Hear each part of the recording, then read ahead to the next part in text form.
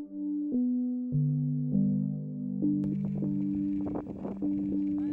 concept général premier, c'est un bâtiment de bureau, multipreneur, avec une volonté forte de s'insérer dans ce quartier de Confluence, qui est un quartier d'exception, de par ses ambitions, de par son plan masse, de par tout l'environnement qui a été mis autour. Alors, le concept, c'est une écriture résolument urbaine, c'est-à-dire qu'on est dans une réponse d'urbanité au regard de l'espace public par rapport à l'espace privé. Donc c'est une réponse avec des alignements, avec un travail d'angle fort, et puis avec des façades sur jardin. Alors là, il se trouve que c'est les façades sud et ouest, donc des façades valorisantes en matière de lumière, et de retrouver en cœur d'îlot un havre de paix agréable à vivre.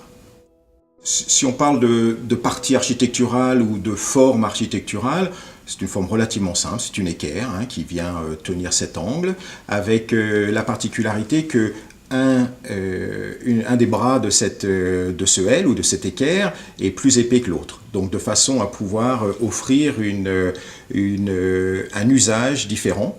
On est à 12 mètres d'épais de l'un à 18 de l'autre. En matière de tertiaire, tout ça, ça a du sens. 12 mètres, c'est un couloir central, des bureaux de part et d'autre, ou de l'open space bien sûr, et 18 mètres, il y a une fibre neutre au milieu, des couloirs de part et d'autre, et on va aller jusqu'aux façades où on va retrouver les espaces de travail.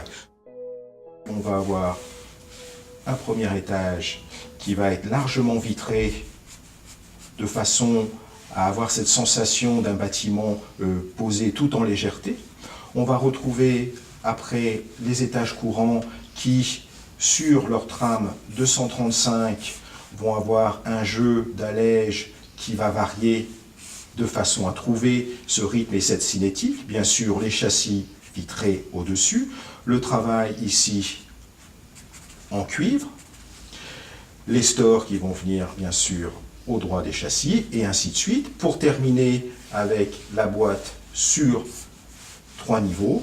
Cette boîte qui à chaque fois va être composée de jardinières, de croisillons en filin inox et d'une végétalisation qui va pouvoir grimper. Je reconduis le même principe, jardinière, filin, végétaux qui grimpent pour finalement avoir une boîte végétalisée qui vient couronner le projet.